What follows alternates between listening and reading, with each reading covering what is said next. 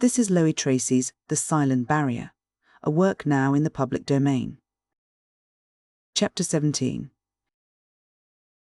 Th Settlement. Though Helen was the better linguist, it was left to Spencer to explain that circumstances would prevent the lady from going to Malenko that day. He did not fully understand why the men should exchange glances of darksome intelligence when he made this statement.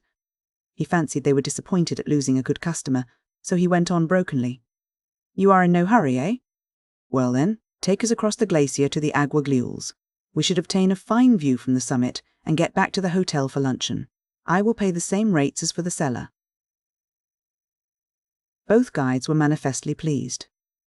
Pietro began a voluble recital of the glories that would meet their enraptured gaze from the top of the mighty rock.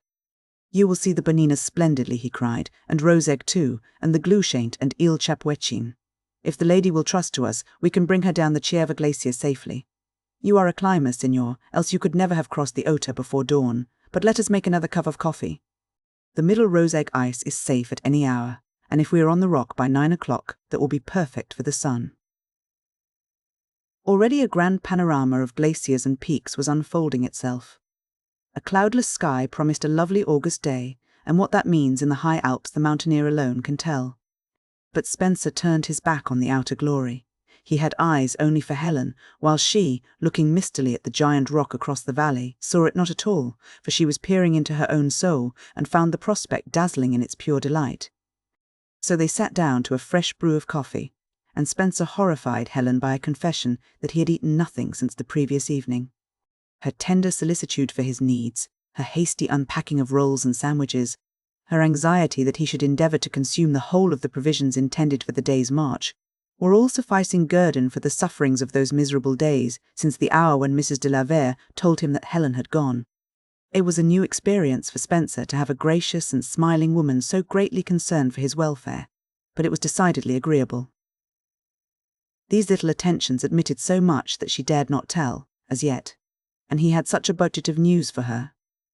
Though he found it difficult to eat and talk at the same time, he boldly made the attempt. "Stampa was the genius who really unravelled the mystery," he said. "Certainly I managed to discover, in the first instance, that you had deposited your baggage in your own name. Had all else failed, I should have converted myself into a label and stuck to your boxes till you claimed them at Basel, but once we ascertained that you had not quitted St. Moritz by train, Stampa did the rest. He knows St. Moritz like a book, and it occurred to him that you had changed your name." "Why, I wonder," she broke in. "That is rather hard to say." He wrestled valiantly with the leg of a tough chicken and thus was able to evade the question. Poor Stampa.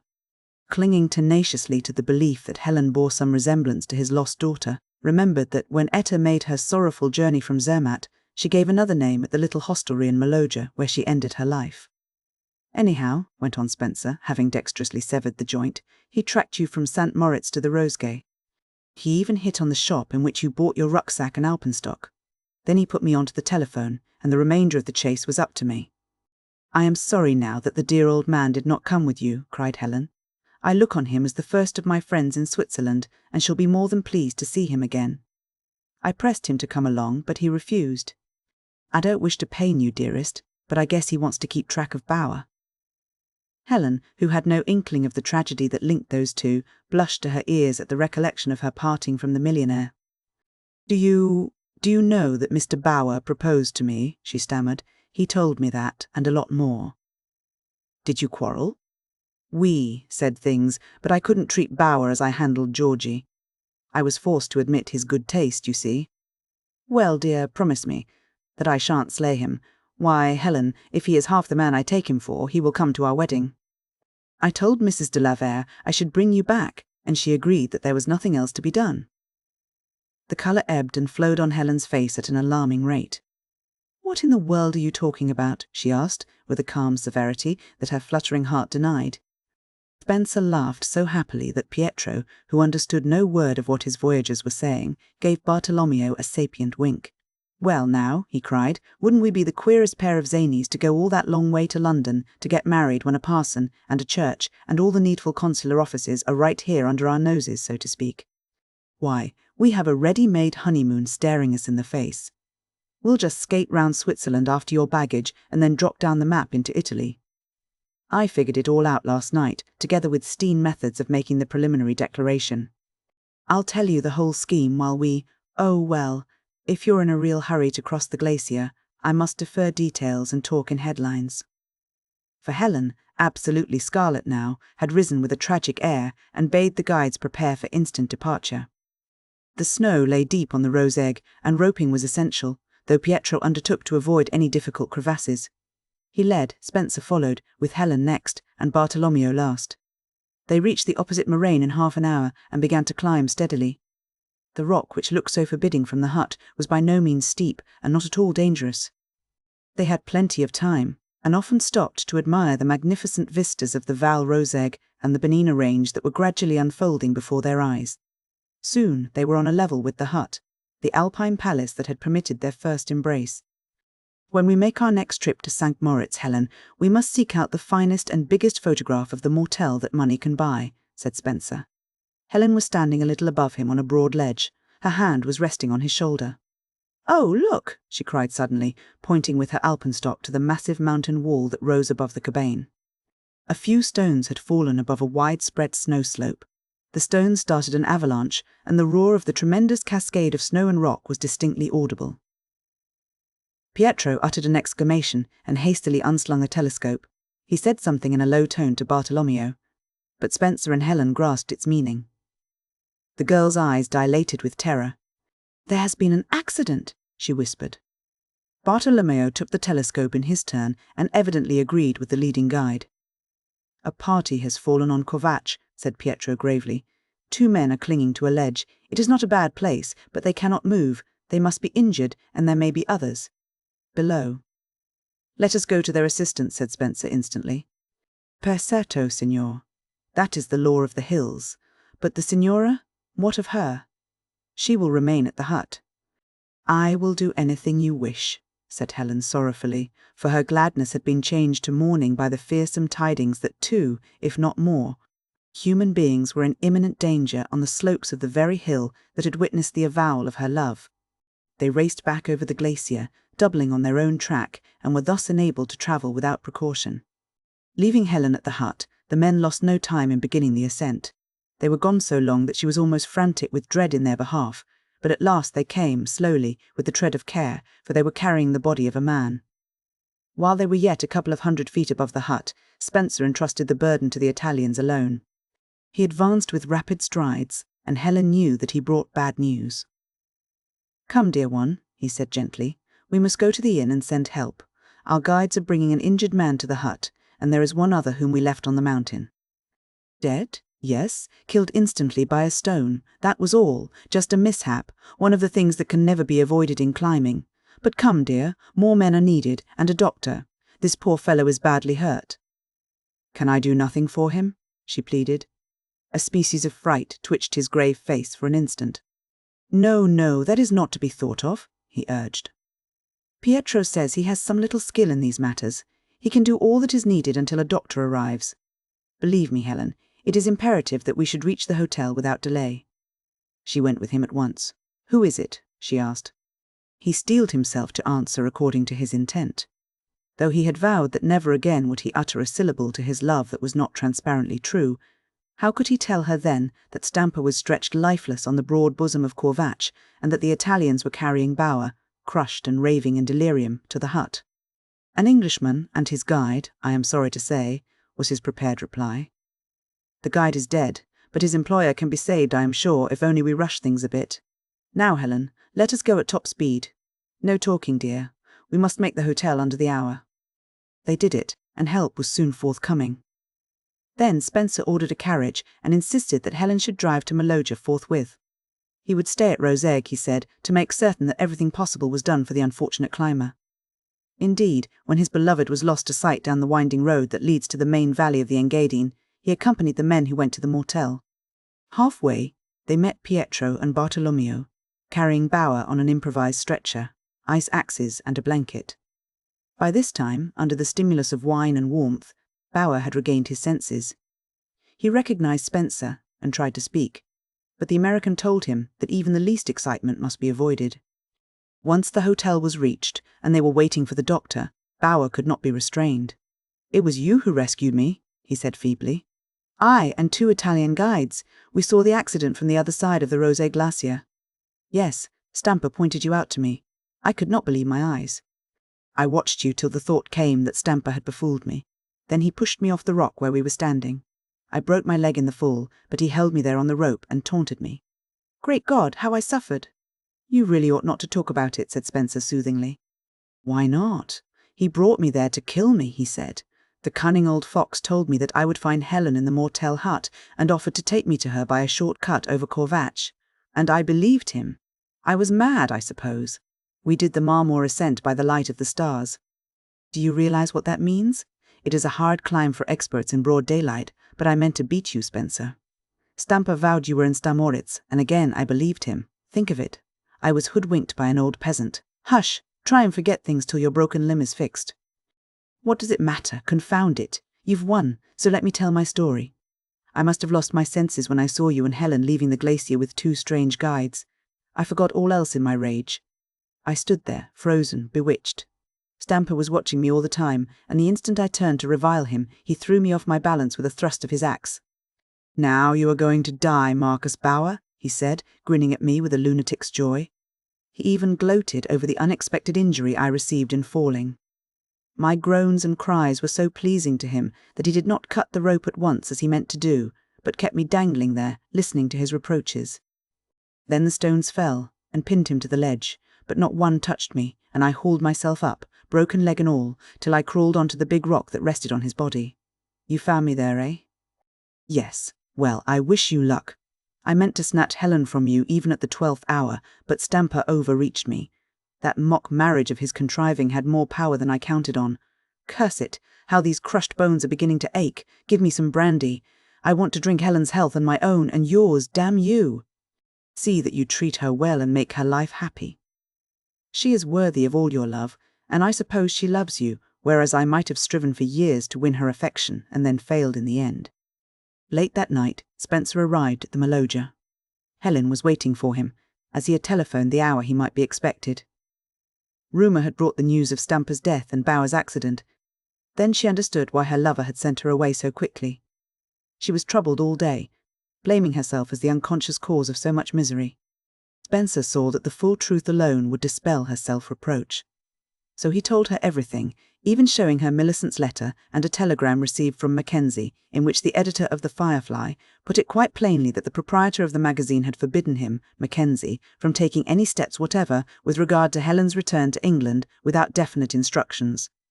The more she learned of the amazing web of intrigue and misunderstanding that surrounded her movements since she left the Embankment Hotel after that memorable luncheon with Millicent, the less inclined she was to deny Spencer's theory that fate had brought them together. I cleared out of Colorado as though a tarantula had bitten me, he said. I travelled 5,000 miles to London, saw you, fooled myself into the belief that I was intended by Providence to play the part of a heavy uncle, and kept up that notion during another 1,000-mile trip to this delightful country. Then you began to reach out for me, Helen. I did nothing of the kind, she protested. Oh yes, you did, just grabbed me good and hard, and when Bauer showed up I stacked my chips on the table and sat down to the game. What am I talking about? I don't know. Kiss me good night, sweetheart, and don't you give a red cent who's looking. For once in a way, I don't mind admitting that I'm tired, all in. I could sleep on a row of porcupines. Stamper was buried in the grave that held his daughter's remains.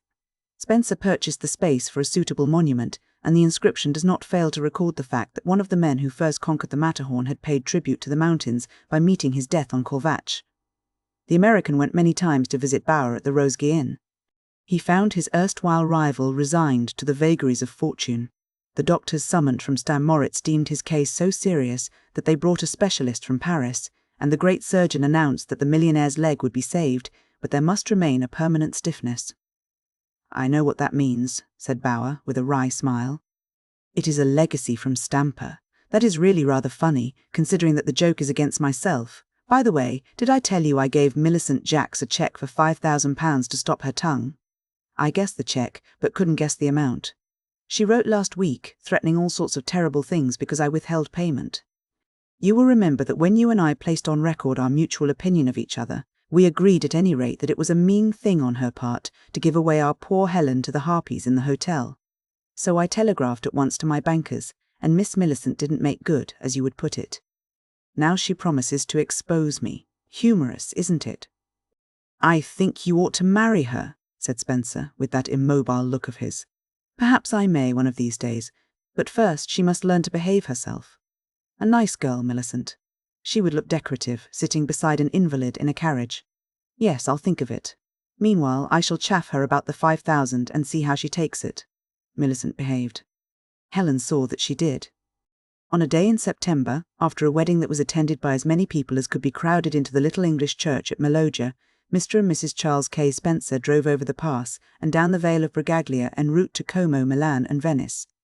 At the wedding breakfast, when Mrs. de la Vere officiated as hostess, the Reverend Philip Hare amused the guests by stating that he had taken pains to discover what the initial K represented in his American friend's name. "His second name is Knox," said the vicar, "and I understand that he is a direct descendant of a famous Scottish divine known to history as a very stubborn person.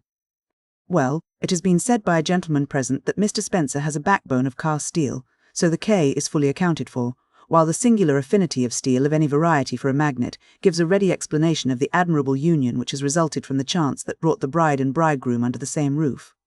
Everybody said that Hare was much happier on such occasions than in the pulpit, and even the rag girls were heard to admit that Helen looked positively charming. So it is clear that many hatchets were blunted in Meloja, which is as it should ever be in such a fairyland, and that Helen, looking back at the mighty chain of the Alps from the deck of a steamer on Lake Como, had no reason to regret the day when first she crossed that solemn barrier. THEND titles, selected FROM Grosset, and Dunlap's LIST, may be had wherever books are sold. Ask for Grosset and Dunlap's list. HIS Hour by Eleanor Glynn. Illustrated. A beautiful blonde Englishwoman visits Russia, and is violently made love to by a young Russian aristocrat. A most unique situation complicates the romance. THE Gamblers by Charles Klein and Arthur Hornblow. Illustrated by C.E. Chambers. A big, vital treatment of a present-day situation wherein men play for big financial stakes and women flourish on the profits or repudiate the methods. Cheerful Americans by Charles Battelle Loomis. Illustrated by Florence Scovel Shinn and others. A good, wholesome, laughable presentation of some Americans at home and abroad, on their vacations and during their hours of relaxation. THE Woman, OFTHE World by Ella Wheeler Wilcox. Clever, original presentations of present-day social problems and the best solutions of them. A book every girl and woman should possess. THE Light TH8 Lures by Percy Brebner. Illustrated. Handsomely coloured wrapper. A young Southerner who loved Lafayette goes to France to aid him during the days of terror and is lured in a certain direction by the lovely eyes of a Frenchwoman. TH Ramrodders by Holman Day. Frontispiece by Harold Matthews Brett. A clever, timely story that will make politicians think and will make women realise the part that politics play, even in their romances. Ask for complete free list of G. And D. Popular, copyrighted fiction Grosset and Dunlap, 526 WEST 26th STN EWYORK. The Prodigal Judge by Vaughan Kester.